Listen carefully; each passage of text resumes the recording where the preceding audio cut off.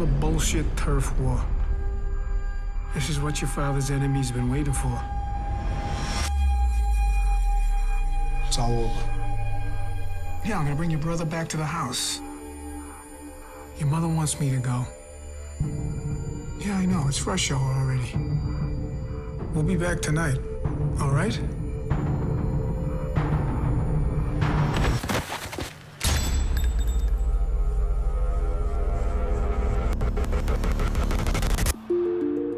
We can't go home. Listen, we're only gonna be staying here a few nights, so you're gonna use those spare bedrooms upstairs. How long are you gonna be here? We'll stay out of your way. You think you can come in here and shove a single mom around? We're gonna stay here for a few days quietly, and you're off the hook for 3 months' rent. Things are changing, and we got to adapt. Mike, the Don's sons need to make some decisions now. Anybody who knows about this house knows about the broad rent, and so in their eyes, it's no good.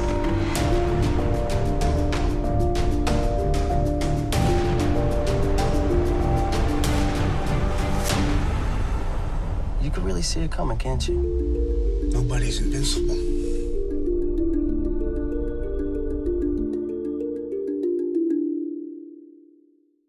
Filmed entirely in New York, Ink and Steel is Loneshark's debut feature film, telling the story of how during a turf war in New York City, an aging mob enforcer is forced to hide the Don's troubled son at a rural farmhouse in upstate New York. As tensions rise, he must decide whether to encourage the young men to follow in the family's violent footsteps or break out onto his own path as a writer. I have with me to discuss the subject of their movies Jonathan Ehlers on my left, and to his left, Patrick Ward-Perkins, both Loneshark co-directors for the movie Ink and Steel. Welcome, guys. Thank you for having us, Chris. You're welcome. It's my pleasure. I was blessed to have the privilege of being there the other night at the premiere, and I really didn't know what to expect, but I was pleasantly surprised. How did you come about this very interesting film and a very interesting idea? Well, there's that old expression, I know a guy who knows a guy who knows a guy. I, at a young age, knew some guys, not well, but I got into, I grew up mostly Good thing you just followed that up with not well. Yeah, exactly. Just, this was an impressionable age in my teenage years growing up in New York. And I guess had the opportunity to speak to some guys like that a little bit here and there, and that always kind of stayed with me. You know, at a young age, I would ride the train into Manhattan a lot, and I got to meet certain people, and it just, these were all things that were happening at an impressionable age. And this was also at a time in the 90s, a special time, I would say, for film, when my friends and I, we would go to the theater. We could walk to the theater at that time, and this was before we could drive. We would go and see movies like, at the time it was Michael Mann put out Heat with Robert De Niro, and then it was, you know, we had Pulp Fiction, Quentin Tarantino's movies. We just had a lot of great movies at that time. Godfather was out before that, right? Oh yeah, before that. That was something that we had to catch on cable or somebody's VHS tape. I think, yeah. Anyway, fast forward to 2007, when I was 27, I moved out to California. That's how I got to be working with Patrick. And we wanted to make our first film. We both shared an appreciation for New York, especially me being from here, and I knew the territory.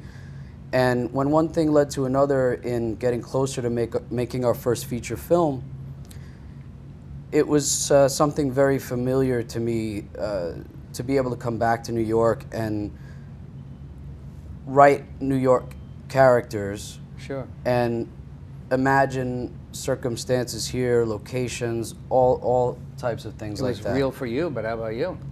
I would say that I associated strongly with the characters that we created. The foundation of the story and the world is very much from Jonathan's childhood and from his experience.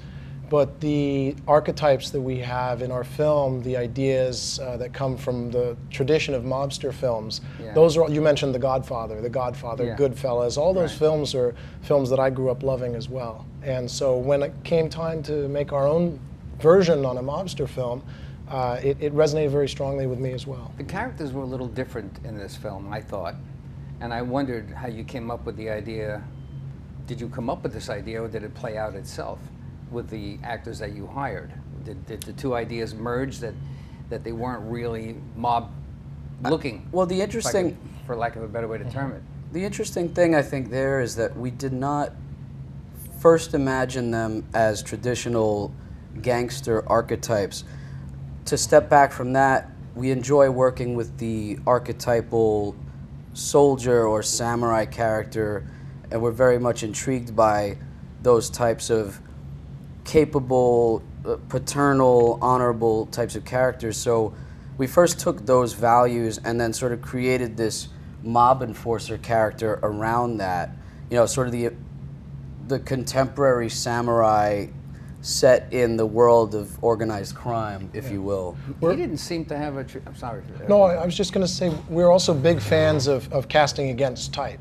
Yeah. I think certain filmmakers do that exceedingly well, like the Coen brothers and people like that. You see somebody that you would expect a different actor to maybe play that role. I think that's a great idea. Yeah, but it ends up lending a lot of life to the project because it stays away from the cliche.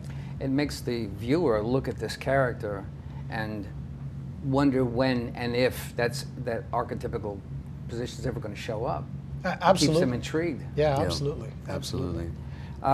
But it certainly was a fun experience at the premiere, and you know, the movie did very well. A very interesting show. Can you tell us a little bit about the actors who played the parts that you had?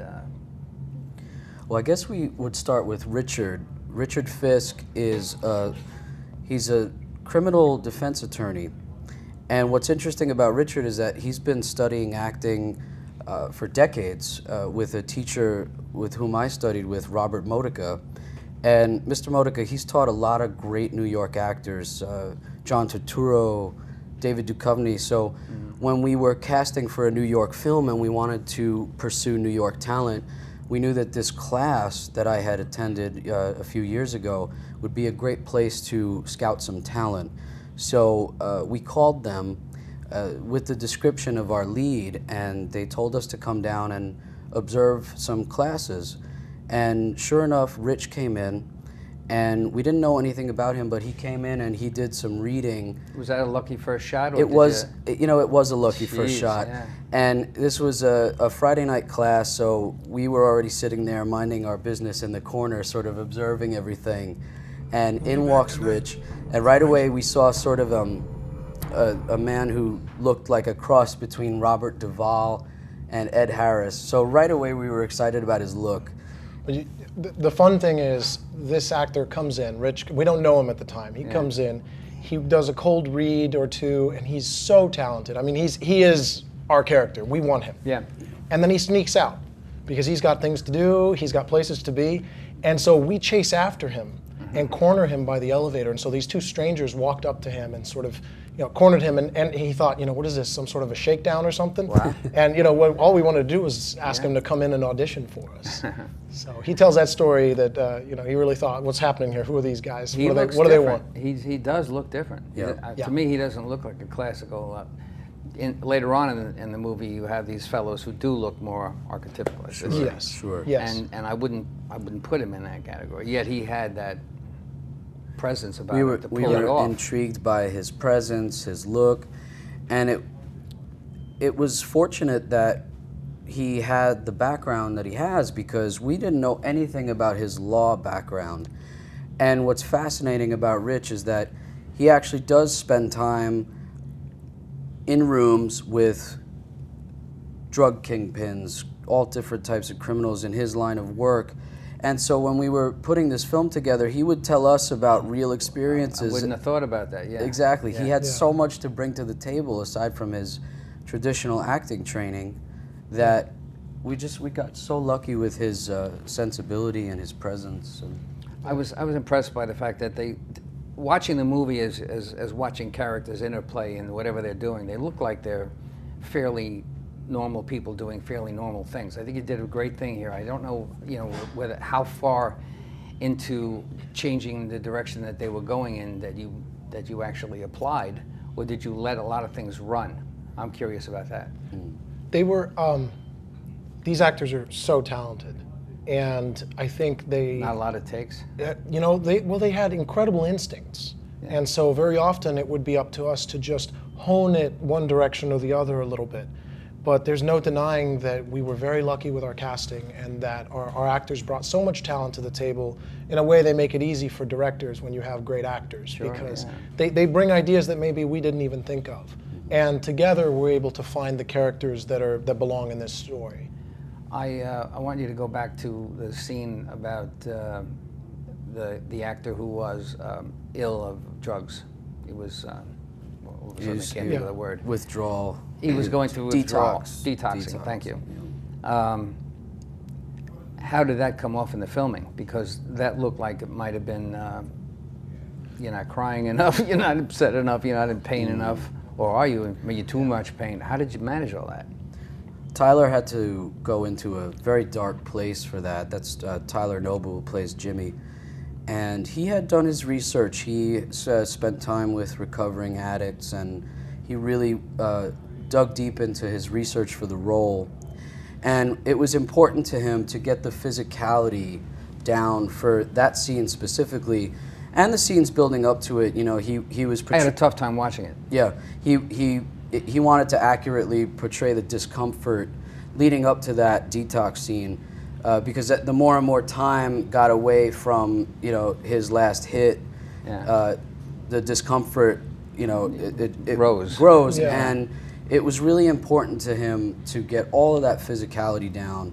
In fact, we've since heard, we've been approached a couple of times by people in the medical field who have watched the film and who commended his performance and the portrayal, and said that it really does feel that way when it's very realistic. Yes, when you're in the room with someone like that. But the way we shot it was also an interesting story, because when you have a performance that is so intense, and hopefully it comes through in the film, that intensity comes through, you can't run your actors through that over and over and over. That's right.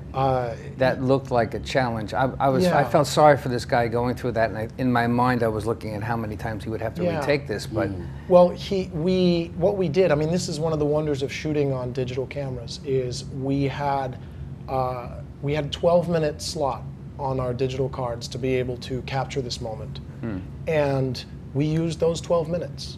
And that performance that you see in the film is from one take, and with multiple cameras, and we let those actors we guided those actors right to the edge, and we were ready. I mean, there were moments where we were thinking, are we going to have to call cut? Is this too far? That's right. There's moments where it gets very physical. There's moments where it's a little bit. It was very intense on screen, and it was incredibly intense in a small 10 by 10 room where we were shooting this scene. Wow. And there were moments where we thought we might have to call cut. A tiny little spot. I don't know how you could have managed it. I can't imagine me being in your shoes trying to figure out what to do then. You know, letting it go or not letting it go. I can't imagine that. Yeah, I was holding one of the cameras, hidden in the corner, dressed all in black, head to toe, trying not to get caught by the other cameras. It was a very small room, and which it brings the intimacy to that scene. But there were moments where I was struggling to keep the camera steady because the performance was affecting me in a way that I've never felt before when I was holding a camera. And I know the same goes for John. And yeah, we had to be prepared, almost documentary style, to capture anything that was going to happen, because we did feed slightly different information to both the two actors because we wanted certain results. In other words, one actor might not have known when the other was going to get physical, and you know, if we fed them slightly different information, we could have them collide and just watch this. I've been very ticked off if I were them. Well, well, and it comes out. Yeah. That kind of frustration. It looks like a more natural response Absolutely. to the events. And again, I mean, this only works if you're working with incredible talent, and there's a trust level. They know that we're not going to let them, you know, get hurt or hurt each other. You can keep actors on their toes and still earn their trust simultaneously. As you're making. It's unique. It's one thing about acting. It's very unique. That experience is tough. I got to ask you a question about the amount of, or the need to have violence in a lot of other movies that that are similar to what you've done. There's been a lot more violence than what you guys. My opinion. Yeah. And it didn't happen all throughout the movie, which a lot of movies have quite a bit of violence and a break, and quite a bit of violence and a break, and you have all that space.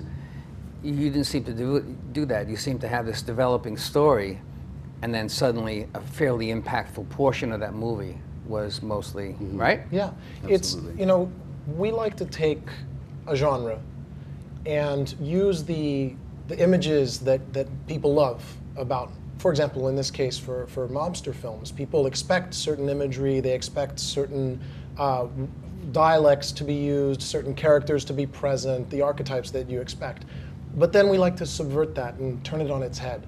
And so the film opens in a very traditional mobster fashion, and then when you get to a certain point, we're taking these characters out of their element, out of the city, and we're putting them upstate at an isolated farm. And all of a sudden, they're very uncomfortable, they're out of their element, they're a fish out of water, and how do they deal with that? And we don't want people to feel like they get cheated, that, oh, this isn't going to be a mobster film. By then, they're in. The audience is in. And we're going to give them that payoff that they want. When you get to the end, you still get that, Right, it was that kind mobster of film kind payoff. of a slow step-by-step reach to a little bit of a climax there. Absolutely. You have to consider the fact that when we as the audience see a certain frequency of violent scenes in a given film, we become anesthetized to it very quickly. Whereas with something like Ink and Steel, we really tried to ratchet that tension and play off of the threat of violence, and that's a very palpable feeling throughout the film. So that when you choose your scenes that have violence in them, they really hit you a certain way because you're not being bombarded by gunplay and blood through the whole piece. Yeah, that can get a little... Get tiresome. Yeah. Sure, Yeah. that's right. You can overdo. Yeah. It can also chop up an impact. I mean, Right? Hitchcock was the greatest at keeping that tension ratcheted and then making you laugh. Just for one moment, that one spike of laughter, and you get that moment of respite, and then you're back in. And that's sort of what we wanted to do with the moments of violence, is just keep them when you're not expecting them, switch the dynamics so that then you can go back to following the characters afterwards. Could you give me a couple of minutes on some of the other characters that you had in the movie, that some of the other actors? Let's talk with, I guess, Molly. I don't remember the name on the show. So Molly Ryman. Molly Ryman. Yes. No, I mean her name on the... Oh, I'm sorry, Vanessa. Vanessa, Yes. okay. Yes. Molly actually was introduced to me by a mutual friend. Molly's from Minnesota, and this friend of mine knew we were looking for an actress of her age and of course her talent. And when I first began to talk to Molly, we found that we had a common interest in Scorsese films. And we also both love New York, so getting to know Molly was very easy, very pleasant. And so that sort of got us excited even before the two of us met Molly about the collaboration potential, when she really had a great understanding of She wanted it. New York. Yeah. Yeah. But, She was you know, showing she had an interest right away. Oh, yeah. Everybody involved in this film was hungry, Yeah. and the talent level was there. They just needed an opportunity to break out, and that's happening. All of our actors are meeting with more and more success after this film. So Oh, that's good. So you It's can fantastic. lead from the movie. You can move them on. Definitely. absolutely, yeah, continue. Do you on. plan on doing any more work with them yourselves, or? Oh, undeniably. We would work with them without any hesitation. I mean, everybody was fantastic. It all depends on what the roles are in the future films, but they are all they're all in our data bank now. What is what are you thinking about doing up in front of you? You know, besides after this movie has its play and success, and you move on to another. Have you thought about it, or do you want to wait to see how this is before you take a next step? Because you might have such a reaction that maybe you want to stay in that same vein, or make a sequel, or something like that. Yeah, sequel would Hard be to say, right? Interesting. Yeah. It's interesting. Our manager told us that this is a productivity game. You know, with our aspirations and goals in the industry, we always have to have several projects lined up, and so it's important to us to just continue writing. We have a stable of projects because you never know as these things progress who you're going to meet or what kind of opportunities are going to come up to make another film. And if you've sort of put all your energy into one type of script that you're going to do next, you might be waiting a lot longer to actually see the picture come to fruition. Whereas if you have a style like we have a style, sort of these realistic stories with you know, a bit of action, you know, organic action. You guys are teaming up on an idea that you join forces on the idea of where you want to go. Absolutely. Oh, absolutely. Yeah, absolutely. We work we direct as a pair, but we also write as a trio. That was my next question, is about the breakdown of what you guys actually do. Well, there you go. So we can jump right into that. Good, let's have it. Yeah, we work as a trio. Our pen name is Loneshark. Our third partner is Jason Radspinner, and the three of us. I met. You met Jason, yes, exactly, at the premiere. And Jason and the two of us, as Loneshark, wrote Ink and Steel, and we're continuing to write. We write quite prolifically, and we're looking forward to getting the next film going. But Jonathan and I produce and direct, and we sort of move all these projects forward. That's a lot of stuff. That's a lot of hats. Yeah, it's a lot of hats. But if you had to break into a business, or if you had to do something, like if I'm interested in doing the same thing, right? So if I did, I would want to do everything. Mm-hmm. Because that's how you learn fast. Just load me up, get me going, right? Absolutely. Yeah, you learn. I mean, just like any business, if you want someone to respect you, you have to understand what they do. So working a little bit in every department, as directors, it's helped us enormously to work our way up through the industry from being PAs all the way to directing. How about the camera work? Bunch of departments. How about that stuff? I know you just said you did that a little while ago, but I mean, isn't that people think of camera work as not necessarily a difficult thing, but it's actually what makes most things you see. Yes. The work that you do behind the camera is crucial. Yeah, absolutely. On Ink and Steel, we're the cinematographers on Ink and Steel.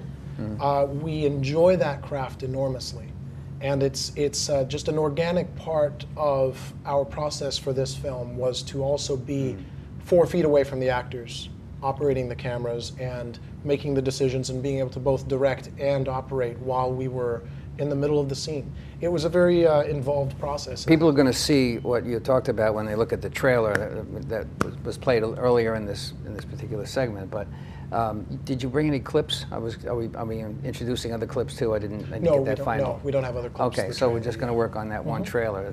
Okay, they're going to get a great idea, because I thought the trailer had a lot of impact. So in store for you going forward is what? You want to, besides your effort here and your design to stay together as a unit to work together, do you plan on doing the same types of things going forward? Yes. Same types of absolutely. movies? Yes, absolutely. I mean, like you said, writing and directing is our path. As far as the next project, we have a couple in development. Some of them are quite high concept. Well, some of these are pretty high concept ideas, and but we could sort of say that the one that we're playing with is to set a story in a post-apocalyptic Western. So a world that is slightly, so maybe 10 or 15 years in the future, where the world has changed drastically, and then take characters from that sort of slightly science fiction, slightly Western genre, and then turn it on its head again. Kind of like what we're doing with That's interesting to me, that you can go into where the future is, you're basically predicting in some sense, and you're also creating a world that might be. Absolutely. Right? That takes a lot of thought, but it's interesting to me. Is that something you're gonna, besides that, you're gonna do anything else, or is that it? No, that's one of the big ones, but we have a lot of different projects sort of at different stages at all times. We, coming back to science fiction, science fiction is fascinating in that it's an intellectual exercise in projection. You're guessing what may come if I pick this one concept today, and then we go forward 15, 20 years and see where we end up. There were some good films actually screening at the Soho International Film Festival where we premiered that were science fiction films, and that took one concept and then moved forward. Did you see them? Did you see any of them? Yes, we saw a very good one called Perfect 46, which was outstanding. The concept was very simple: is what if you could know if your children are going to have certain genetic disorders or not, and what could you do about it? And then that projection into... That's already interesting. It's happening, yeah, and it's happening now. And, Yeah, and so it's a sure. very topical subject. But that was a great example of a science fiction Yeah. film that has a subject matter that's important now and will continue to be. Before we wrap up here, I know that the audience already knows about when the up-and-coming film festival you'll have is in Belmore coming up. What's the date, just off the top of your head, real quick? Sure, Did you nail it's it down? July 10th, and it's at the Long Island International Film Expo, and that's at the Belmore Theater. And we're excited about that one. It's going to be sort of a homecoming for me, especially. Yeah. Got started shooting short films here, so. Last question. Personally, it's not about business, it's personal. Uh-oh. What can you do, what would you do, knowing that you're in the field that you want to be in? Can you manage success? I know it's going to sound like a strange question, but can you manage your success as you move up? Not everybody can do that. That's a good question. Being in this film festival has been a little taste of that growth in our career. Right. And we have a premiere coming up at Dances with Films. Our LA premiere will be next week at Dances with Films on June 2nd. And all of it has been a little bit of awareness in terms of that success. So I've found it thrilling. It's been very exciting. And what excites me the most about it is the potential to continue to make films. And to continue to bring stories to audiences. Well, I think you guys did a great job. I was very impressed, and I hope you're successful with this one, and it continues to move on for you. Patrick Ward-Perkins on the right, and on the left, Jonathan Ehlers, Loneshark. And the movie is Ink and Steel. And it's a great program. I hope everybody has a chance to watch it when they do. Thank you very much for watching. Thank you, Chris. Thanks for having me.